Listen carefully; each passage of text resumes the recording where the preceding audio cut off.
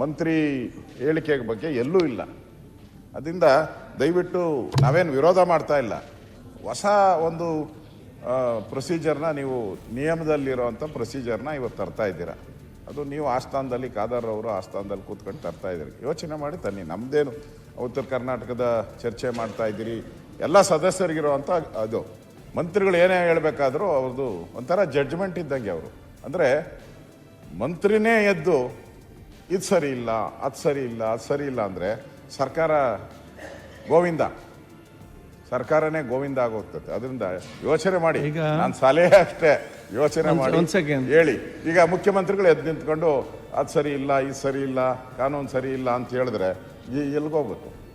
ಅದರಿಂದ ನಮ್ಮ ಸಲಹೆ ಇದೊಂದು ಹೊಸ ನಿಯಮವನ್ನು ನೀವು ಮಾಡಿದ್ರೆ ಮುಂದಕ್ಕೆ ಇದೇ ನಿಯಮ ಕಾನೂನು ಆಗೋಗ್ತದೆ ಸದನದಲ್ಲಿ ನಿಯಮಾವಳಿ. ಅದಕ್ಕೆ ಯೋಚನೆ ಮಾಡಿ. ನಾವೇನು ಎಚ್ ಕೆ ಪಾಟೀಲ್ ಅವ್ರಿಗೆ ವಿರೋಧ ಮಾಡಲ್ಲ, ಅವರು ಒಂಥರ ಸಜ್ಜನರಿದ್ದಾರೆ, ವಿರೋಧ ಮಾಡಲ್ಲ. ಆದರೆ ಹೇಳ್ಬೋದಾ ಇಲ್ಲ ಅನ್ನೋದು ನೀವು ಒಂದು ಸರಿ ಬುಕ್ಕನ್ನು ನೋಡ್ಬಿಟ್ಟು ಒಂದು ರೂಲಿಂಗ್ ಕೊಟ್ಬಿಡಿ, ಹೇಳಿ.